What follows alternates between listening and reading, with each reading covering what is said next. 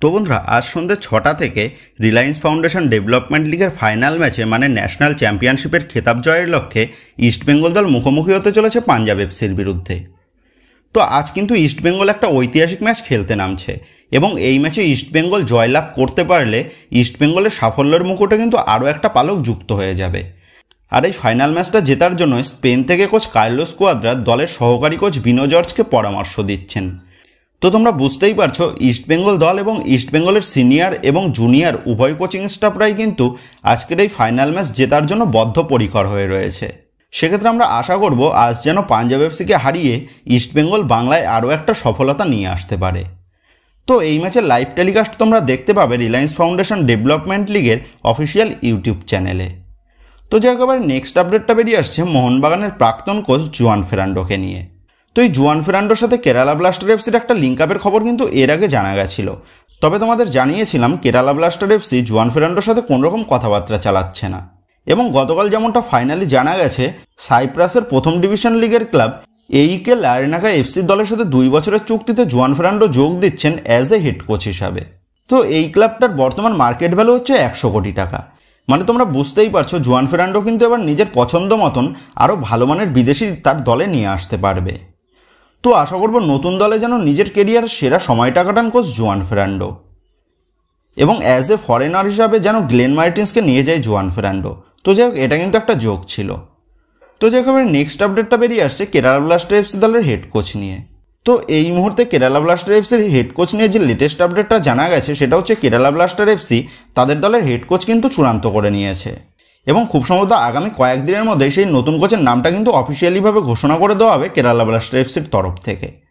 এবং যেমনটা খবর, সেন্ট্রাল কোস্ট মেরিনার্স দলের প্রাক্তন হেড কোচ নিক মন্টগোমেরি হতে চলেছে কেরালা ব্লাস্টার এফসি দলের নতুন হেড কোচ। তো এখন এটাই দেখার বিষয় হবে শেষ পর্যন্ত কেরালা ব্লাস্টার এফসি তাদের হেড কোচ হিসাবে কোন কোচের নাম ঘোষণা করে। তবে নেক্সট আপডেটটা বেরিয়ে আসছে মোহনবাগানের ইউরোকাপের বিদেশি নিয়ে।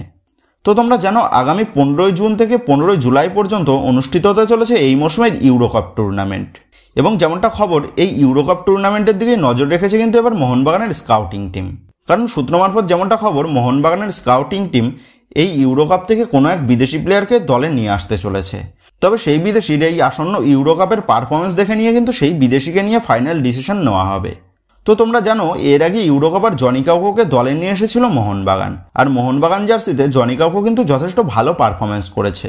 আর সেই কারণেই জনি কাউকোর সাফল্য দেখে আরও এক ইউরোকাপারকে কিন্তু দলে নিয়ে আসতে চলেছে মোহনবাগান ম্যানেজমেন্ট ACL 2 এর কথা মাথায় রেখে। তখন এটাই দেখার বিষয় হবে শেষ পর্যন্ত আরও এক নতুন ইউরোকাপার চূড়ান্ত হয় নাকি মোহনবাগান দলে। তো ACL 2 এর কথা মাথায় রেখে মোহনবাগান যে দুর্দান্ত মানের একটা দল গঠন করতে চলেছে সেটা কিন্তু তোমরা বলতেই পারো। তবে নেক্সট আপডেটটা বেরিয়ে আসছে মোহনবাগানের নতুন হেড কোচ নিয়ে। তো তোমরা জানো, আগামী মরশুমের জন্য মোহনবাগানের হেড কোচ নিয়ে মোহনবাগান ম্যানেজমেন্টের কাছে দুটো অপশান ছিল।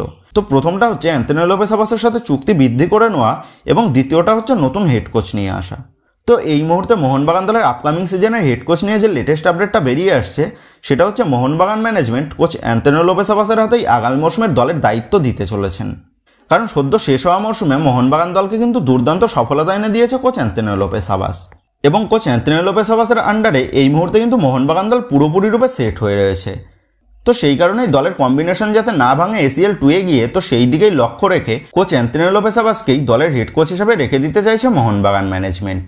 তো যে একেবারে নেক্সট আপডেটটা বেরিয়ে আসছে মোহামেডান স্পোর্টিংকে নিয়ে। তো আগামী মরশুমে ISL এ ভালো ফলাফল করার জন্য মোহামেডান স্পোর্টিং কিন্তু ইতিমধ্যেই দুর্দান্তভাবে দল গঠনের কাজ শুরু করেছে। এবং এই মুহূর্তে যেমনটা খবর জানা গেছে, আগামী মরশুমের জন্য কিন্তু আরও এক বিদেশি প্লেয়ারকে প্রায় চূড়ান্ত করার পথে রয়েছে কিন্তু মোহামেডান স্পোর্টিং। আর সেই বিদেশি প্লেয়ারটা হলো 29 বছর বয়সী ব্রাজিলিয়ান রাইট উইংয়ের প্লেয়ার কার্লোস হেনরিক ফ্রানকা। 6 কোটি টাকা মার্কেট ভ্যালুর এই ব্রাজিলিয়ান উইঙ্গারটা বর্তমানে খেলছে বুলগেরিয়ার প্রথম ডিভিশন লিগের ক্লাব লোকো সোফিয়া দলে। তো এই দুর্দান্ত উইঙ্গারকেই আগামী মরশুমের জন্য চূড়ান্ত করার পথে রয়েছে কিন্তু মোহামেডান স্পোর্টিং। এবং এই ফ্রানকার উপস্থিতিতে মোহামেডান স্পোর্টিংয়ের আপফ্রন্ট যে আরও বেশ খানিকটা শক্তিশালী হয়ে উঠতে চলেছে সেটা কিন্তু আর বলার অপেক্ষা রাখে না। তখন এটাই দেখার বিষয় হবে আপকামিং সিজনে মোহামেডান স্পোর্টিং নিজেদেরকে কতটা মেলে ধরতে পারে ISL এ এসে। তবে নেক্সট এবং লাস্ট আপডেটটা বেরিয়ে আসছে মোহনবাগান দলের বিদেশি মিডফিল্ডার হুগো বোমসকে নিয়ে। তো আগামী মরশুমে মোহনবাগান দলে হুগো বোমসের ভবিষ্যৎ কী হবে সেটা কিন্তু নিশ্চিতভাবে বলে দেওয়াটা কিন্তু এখনই কারোর পক্ষে সম্ভব নয়। তবে এই মুহূর্তে হুগো বোমসকে নিয়ে যে লেটেস্ট আপডেটটা জানা যাচ্ছে সেটা হচ্ছে আগামী মৌসুমে খুব সম্ভবত হুগো বোমস যোগ দিতে চলেছে তার প্রাক্তন কোচ সার্জিও লোবেরার দলে, মানে ওড়িশা এফসি দলে।